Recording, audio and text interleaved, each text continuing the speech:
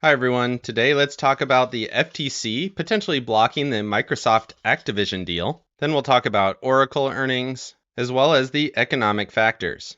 Then we'll get into the charts, as well as my results for the day and my thoughts going into tomorrow's session. If you like trading stocks and options and making money, definitely like and subscribe. I make videos like this every single day that the markets are open as well as Sundays, so make sure you hit the bell so you don't miss out on any future episodes. Welcome to the Portfolio Bulletin. Let's get started. So the FTC filed a temporary restraining order on Microsoft's proposal to buy Activision Blizzard. And this one has been under the gun for a while. So the UK blocked it, and now the FTC is blocking it. And at this point, it seems like this might not go through. A lot of commentators that I was listening to early thought that this was going to go through. Microsoft does not have a huge presence in the gaming industry. Activision would put them up to third, not even first overall in terms of gaming. But for some reason, they're still being blocked on this acquisition.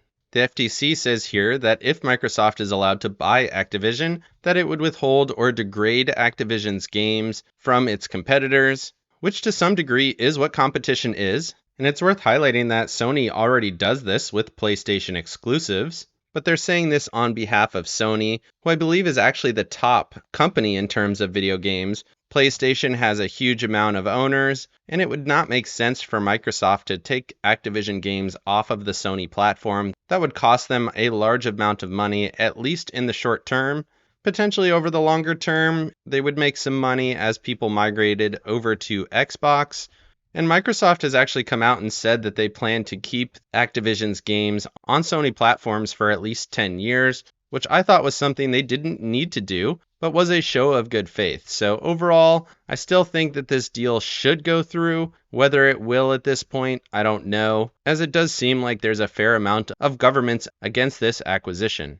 Moving over to Oracle, they crushed it. So they released earnings here. Their cloud revenues jumped quite a bit. I've always thought their chairman looked a little goofy, but there he is. Earnings per share beat by almost 10 cents. Revenue beat by about 100 million. Everything looks good for Oracle. They put out good guidance. They are up after hours as much as 5% at one point. So Oracle doing very well and putting out good guidance.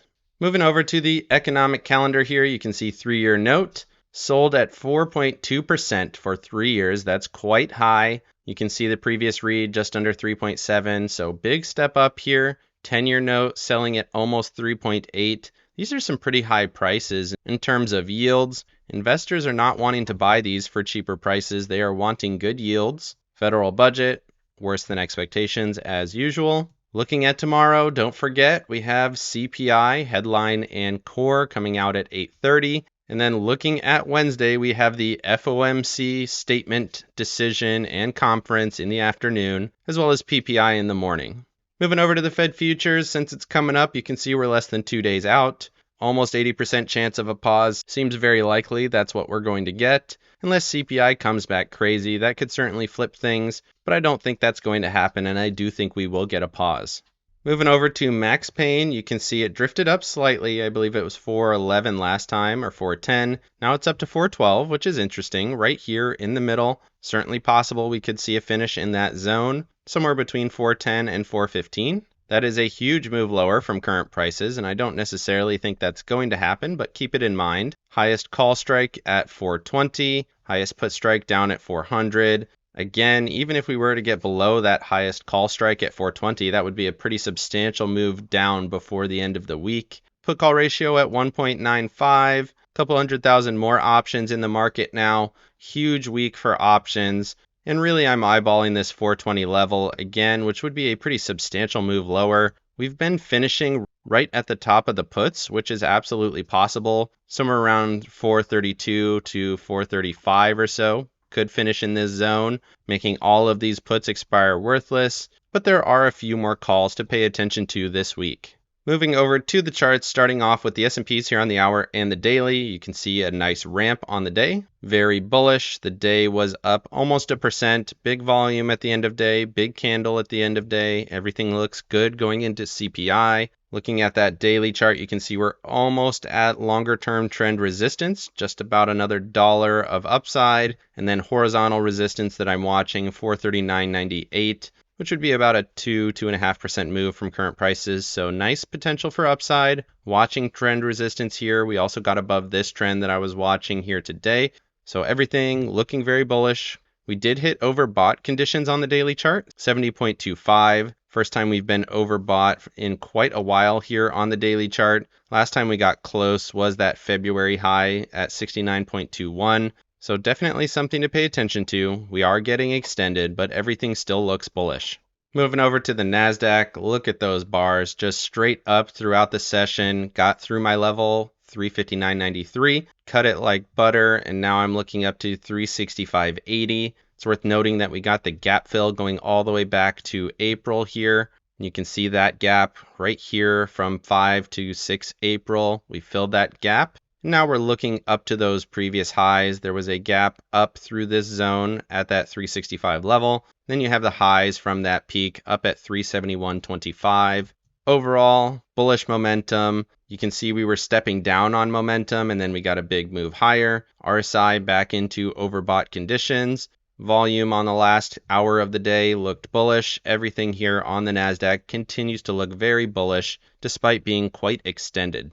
Moving over to the Russell and the Dow. Dow looked very good, continued higher as expected up to that 343 level. Once we broke this, I generally expect to move higher until we hit that next level. Russell, inside day, not terrible. I thought we might get a little bit of follow through to the downside, maybe down to that 183.28 level, certainly possible. Momentum did step down again, but did show quite a bit of bullishness, and it's up here after hours, up to 186.14, so above this trend line. And if this holds and we push back up, then we'll hit my price target at 189. I do think we are going to get there. What happens between now and then? Could go down, find some support, higher low setup versus this previous low, and then rally. But it does seem like it could push straight into this zone right now. And like I said on the Dow, everything looks bullish.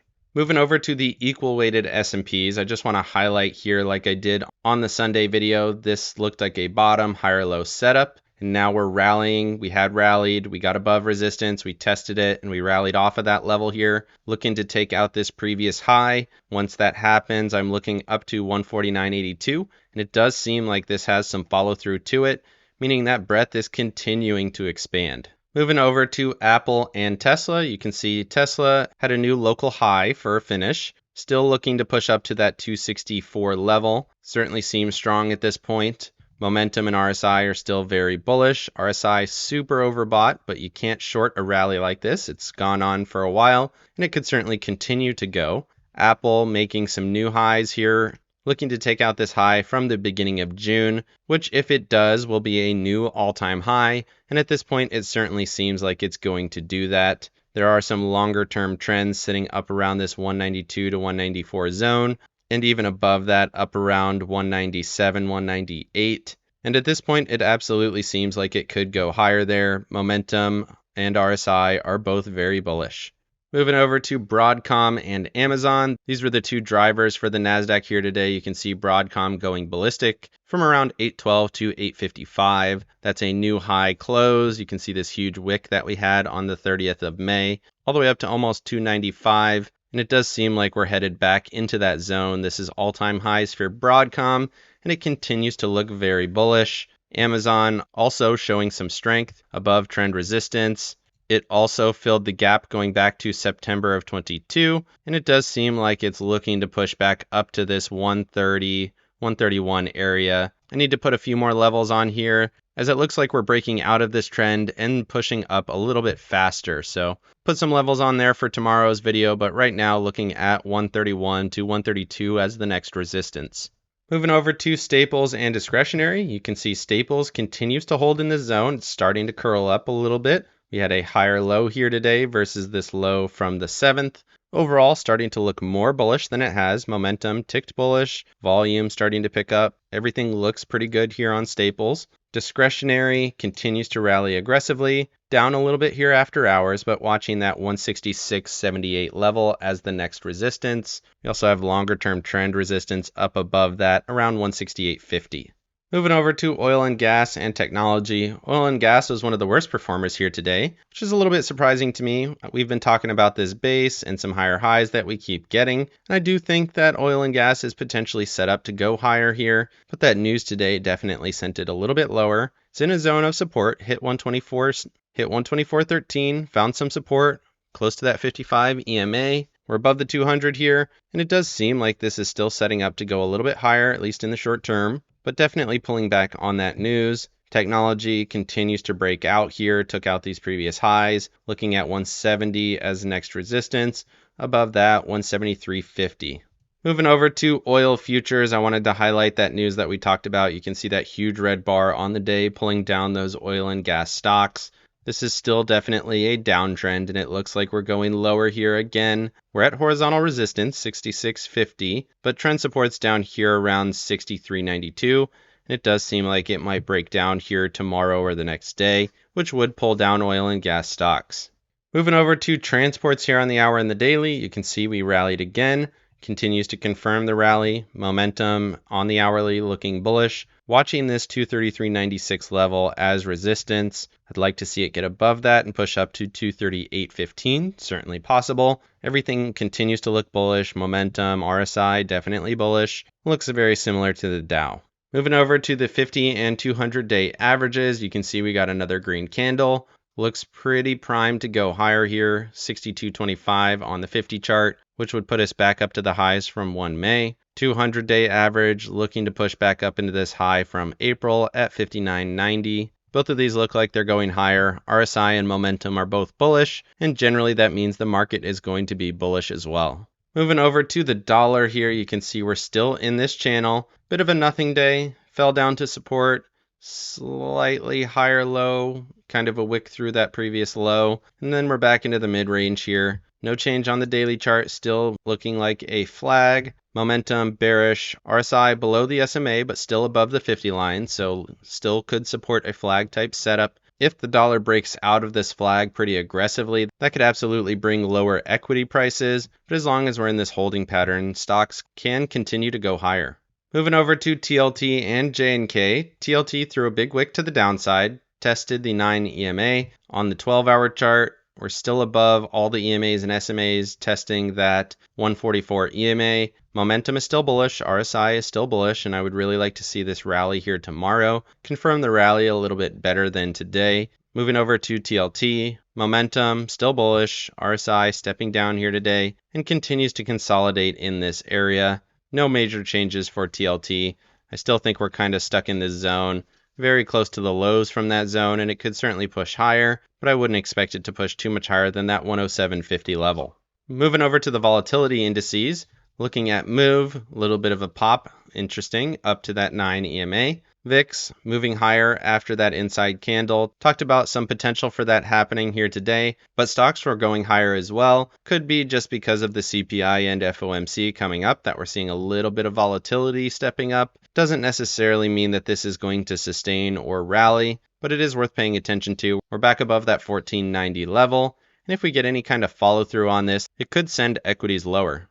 Moving over to my accounts, did pretty well, up about $1,000 on the day. Looking at the IWM, I had those covered calls. Those are going to go here. Got 84 cents, and we finished right at 86 cents, so almost to the dollar. You like to see it. And then looking at puts here, I added a 183 put for Wednesday. We'll see how that plays out. I don't know if I'm going to hold that the whole time, but I am looking for a little bit of protection to the downside. And then I had these 184s that expired worthless. Looking at the Qs, I had 2 covered calls going into the day. I rolled those out and up. Still ended up with some losses on the call side, but I still have all of these shares. I actually added another covered call with another 100 shares at 357. Part of this is vol expansion, so I should be able to get some of that credit back tomorrow after the CPI report, but overall, all of these positions are bullish going into tomorrow's session. Let me know if you think the Activision Microsoft deal should go through, or if you think it is actually antitrust and you think Sony is threatened by this acquisition. Definitely like and subscribe if you got any value out of this video, and make sure you hit the bell so you don't miss out on any future episodes. Of course, none of this is financial advice. This is all for entertainment purposes.